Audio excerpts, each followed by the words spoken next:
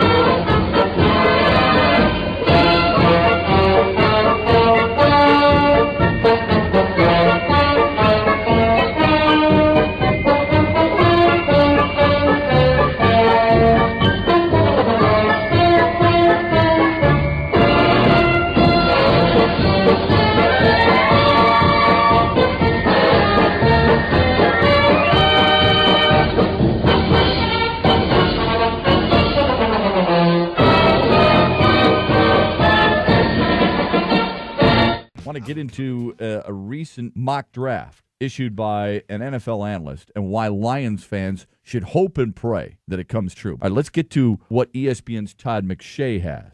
Dave Burkett wrote about it in the Free Press today. He says that Nebraska cornerback, and he's not the first one, by the way. Actually, our own killer, Tom Kowalski, wrote this. He could see Prince Amukamara falling to number 13. Now, certain things have to happen. We get that. We get that somebody has to go outside the box and take a position maybe that you didn't originally think. But Todd McShay says that Amukamara could fall in his latest mock draft to number 13. Now, it's a dream scenario, he admits, for Detroit, but he could see him coming off the board. If he does go before 13, then McShay thinks the next best bet might be to draft an offensive tackle. Now, in the past, he kept saying how Detroit is a destination site for Nate Solder, the kid out of Colorado. Now he's saying that the first tackle taken will be by Minnesota, Anthony Costanzo from Boston College, who just had his pro day yesterday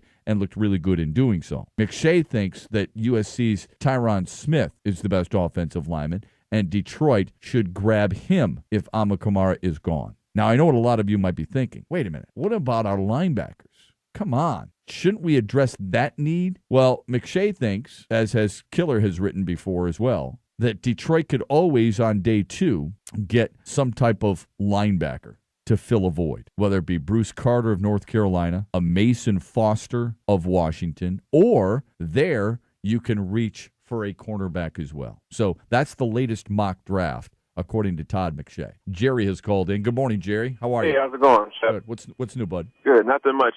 I don't think Amukamara is going to fall down to 13. If he does, you grab him. It's a no-brainer. But talking about the draft briefly, this is the scenario I think is going to happen. All right. There's going to be some good guys that's going to be available at 13. I think Pouncey's going to be there. Julio Jones probably will still be there, and Mark Ingram. I think if you look at St. Louis, who's at 14, they love to have Julio Jones. Miami supposedly wants to get Mark Ingram. And I'm hearing about the Patriots wanting Pouncey. I think we're going to trade down. It won't be but a couple of spots, 2 to 3 spots, and we'll still end up getting one of those tackles. Tyron Smith will probably still be there, Costanzo, Karimi. And then if we get like an extra second-round pick out of those trades, then I think you can get Bruce Carter. I think it's risky to pick him up with that ACL if he's your only second-round pick. But if you got 2 second-rounders, you trade down, I would get an offensive lineman in the first. I get the best cornerback still there, maybe Aaron Williams, maybe Jimmy Smith-Slip. Yeah. And then I get Bruce Carter. And then you guys do a nice little group of guys from making just one trade. That's a very interesting scenario. Well thought out. Thanks, Jerry. Appreciate the insight. Wouldn't mind it. I don't think Jerry was hinting that, Julio Jones would be there for the taking for Detroit. They wouldn't go that route. Absolutely would not go that route unless he fell all the way to 13, and then maybe you make that draft pick and trade it, or you make that draft pick for somebody else. Pouncey I don't see as a guy going that high in the draft. I thought he was more of a lower round guy. I think a lot depends on what certain teams do and whether or not they're going to go with a non-conventional pick. This time of year, NFL mock drafts are like flavors of ice cream, with all NFL pundits around the league picking their favorite flavors when it comes to producing and projecting their mock drafts. And on Wednesday, ESPN's Todd McShay presented the Lions with their dream scenario when he projected that Nebraska standout cornerback Prince Amukamara will fall to number 13, providing the Lions with an early Christmas present in April. In 2010, Amukamara finished as a first-team All-American. He also took home the Big 12 Defensive Player of the Year award, as voted on by the coaches. He also finished as a top 3 finalist for the Jim Thorpe Award, given to the nation's top defensive back. And he finished as a semi-finalist for the Chuck Bednarik Award as well. In 2010, the Lions surrendered, on average, 23.1 points per contest, ranking them 19th in the league, while also giving up a total of 343.6 yards a game, and through the air, the Lions were responsible for allowing their opponents to average 218.6 passing yards per game. Needless to say, improving their secondary play will be at the top of Martin Mayhew's wish list this offseason. However, if Amukamara is off the board at number 13, McShay provides some other options for the Lions to consider with their first-round pick. If not Amukamara, I get the sense that maybe offensive tackle becomes the spot that they go to. Bring in a guy that can contribute. Maybe he's versatile. Play him inside and out. Move him outside later, or start him, and shuffle your offensive line around a little bit. I do think, right there at 13, if you're not getting the top offensive tackle off the board, you're probably getting the second one, McShay said. And so, you'd rather be ahead of the run, if you will, on offensive tackles than behind it and scrambling and draft a player that maybe doesn't belong as high as you draft him in that range. Veteran Detroit Lions beat reporter Tom Kowalski of MLivecom provides his 2 cents on which direction the Lions will go if Amukamara is off the board, as well as providing them with some suggestions on how to use their later-round picks. Today we're going to talk about cornerbacks and the fact that the Detroit Lions probably won't get the cornerback with the 13th overall pick in the first round. After talking to several personnel people, this is what they tell me. Prince Amukamara is obviously a guy that the Lions would take at 13. Most guys don't think that he's going to be there.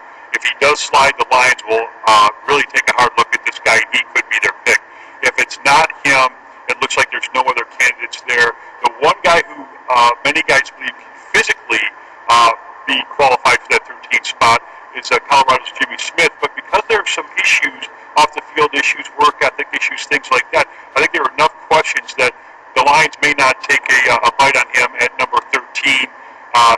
This morning, Martin Mayhew, and talking to reporters about the Lions and state of the Lions and things like that, kept coming back to the same issue: football character, high character guys, things like that. He wasn't talking about Jimmy Smith, but he was talking about what they're looking for in a player. So my guess is if the Lions are sitting at 13 and Amukamara is not there, the Lions are going to pass on the cornerback and try to find a couple later in the draft, because right now, like I said, according to the personnel people that I've talked to, none of those other cornerbacks, including Brandon Harris and Aaron Williams or any of those guys, is likely to move up to the top 13. And the other thing is, I asked these guys, I said, well, what if one of these corners blows up in the 40 and just throws up a terrific time, and will that change the game at all? And they said no, because you go back to the tape, and they may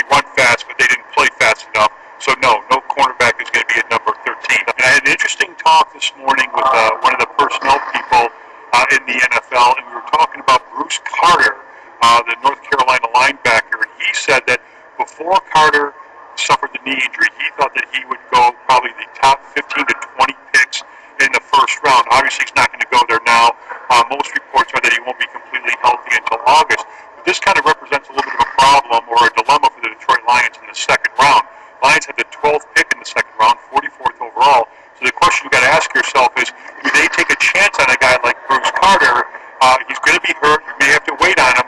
But if he comes back healthy, he may be a first-round talent and a guy who can play that outside linebacker position. He's not a real flashy guy, but he's one of the most consistent linebackers in this draft.